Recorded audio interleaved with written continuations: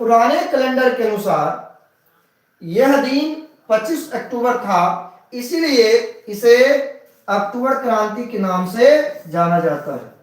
इसीलिए इसे अक्टूबर क्रांति के नाम से जाना जाता है। चलिए नेक्स्ट पॉइंट, शीत युद्ध। ध्यान दें, शीत युद्ध अगर कोई पूछे तो क्या बोलेंगे हम लोग?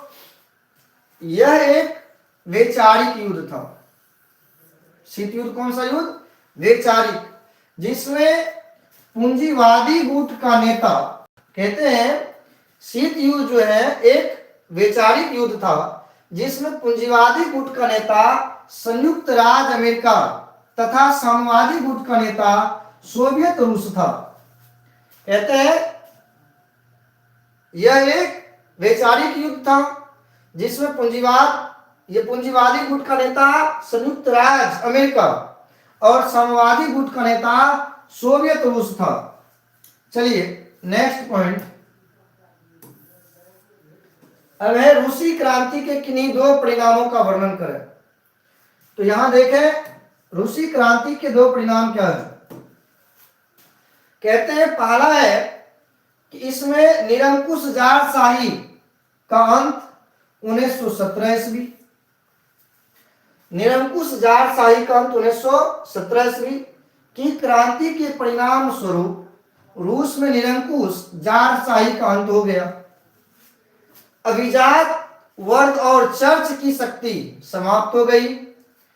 जार का साम्राज्य सोवियत साम्यवादी गणराज्य के भंग में परिणत हो गया।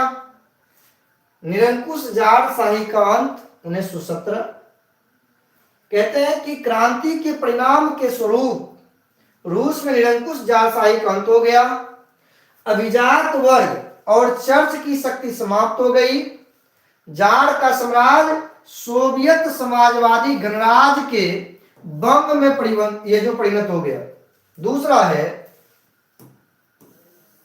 इसका दूसरा है कि सर्वहारा वर्ग के अधिनायक बाद की स्थापना 1917 की रूसी क्रांति के फलस्वरूप रूस में सर्वहारा वर्ग के हाथ में सत्ता आ गई।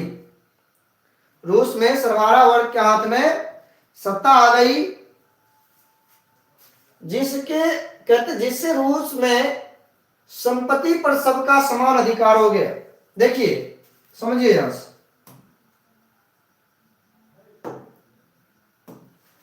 कहते सर्वहारा वर्ग के अधिनायक बाद की स्थापना 1917। जब यह अधिनायकवाद की स्थापना हुई तो रूसी क्रांति के फलस्वरूप रूस में सर्वहारा वर्ग के हाथ में सत्ता आ गई। किस वर्ग के हाथ में? सर्वहारा वर्ग के हाथ में।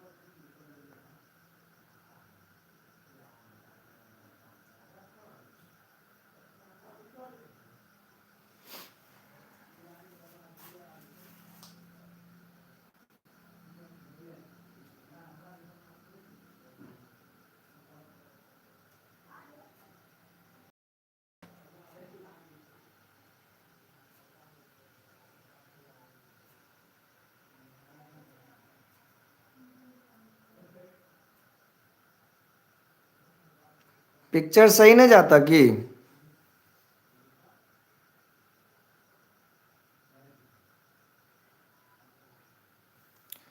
पिक्चर सही नहीं जाता है।